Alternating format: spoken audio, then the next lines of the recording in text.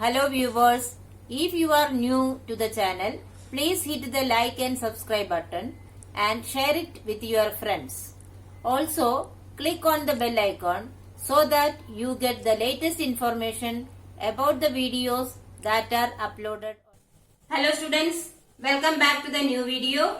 In this video, we are going to continue chapter 6, Physical and Chemical Changes. In today's session, we will perform certain activities to study physical and chemical changes. Now, let us perform some activities to study physical and chemical changes. For that, I have taken vinegar, this is tap water, baking soda, sugar, one candle is there, chalk and one plain paper. Now, this is plain paper. I am going to tear it into pieces. See, both the pieces are papers only. Is there any new substance formed? No. Both the pieces we can use for writing. So, there is no new substance formed and only its size changed. So, can you say what type of change it is? Yes. It is a physical change. Now let us take another example. Here is a chalk. This chalk I am going to make into two pieces. Now the size is changed. And this one, it is made into powder. See. Now what is this? This is chalk powder. But is there any new substance formed, children? No. Here also no new substance is formed. We can use this for writing also. So only its shape is changed. But the material is same. Here also no new substance is formed. So as you know, what type of change it is? It is also a physical change. Now, let us see another example of physical change. This is sugar. You know that sugar is soluble in water. So, let us take some water. I will add certain sugar in it.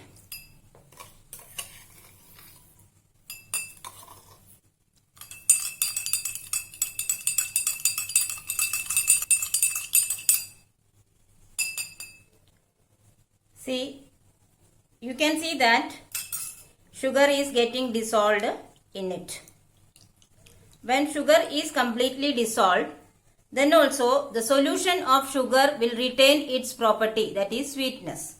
Okay, so the sugar particles have changed their size, but there is no new substance formed. Therefore, what we can say about the dissolution? The dissolution of sugar is also a physical change. Now let us light a candle and see what type of change is taking place there.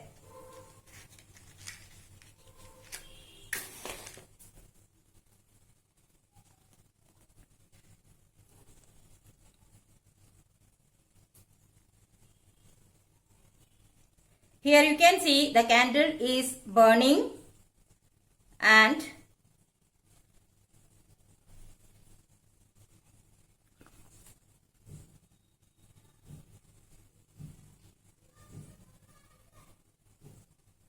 see children, can you see the wax getting melted? The liquid wax is falling down and at the same time candle is burning. So it clearly shows that there are two types of changes taking place here. Melting of wax is a physical change because it is still wax only. There is no new substance formed. So, melting of wax is a physical change. At the same time, burning of candle is not a physical change. Then what it could be? It is a chemical change. Do you know why it is called as a chemical change? To understand that, let me put out this flame and then I will show you.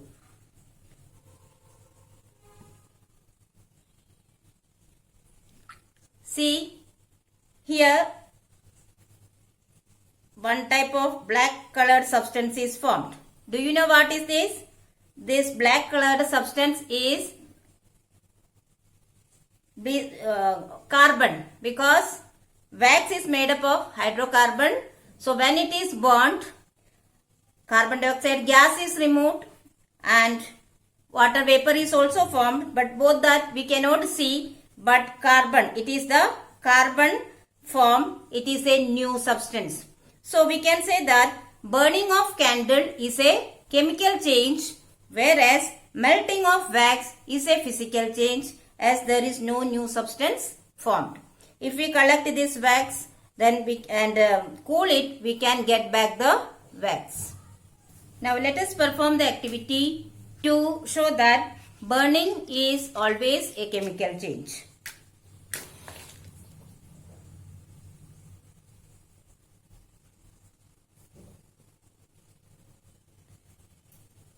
See, now the paper is burning. Now what is formed now? It is the ash. Ash. This ash formed is a new substance, because the ash is not having any property of the paper. So it is totally new substance. We can't use it for writing. So what we can say about its type? Burning of paper is a chemical change. You have seen previously, tearing of paper is a physical change, whereas burning of paper is a chemical change. Now we will do one activity with vinegar and baking soda. See, this is vinegar and I have taken baking soda here. So if we add a pinch of baking soda in the vinegar, the chemical reaction takes place and gas is formed. So let us see that. This is baking soda.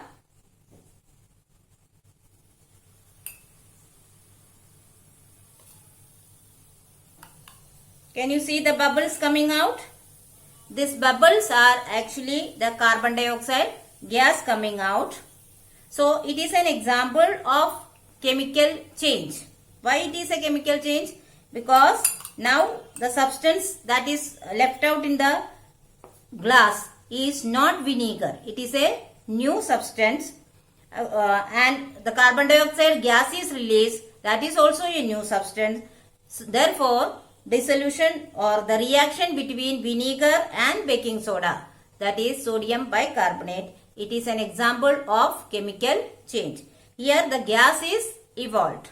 So we can say that the evolving of gas is one of the characteristic property of a chemical reaction. So what is the conclusion of today's activities? Yes, in a physical change, no new substances are formed. But in a chemical change, one or more new substances are formed.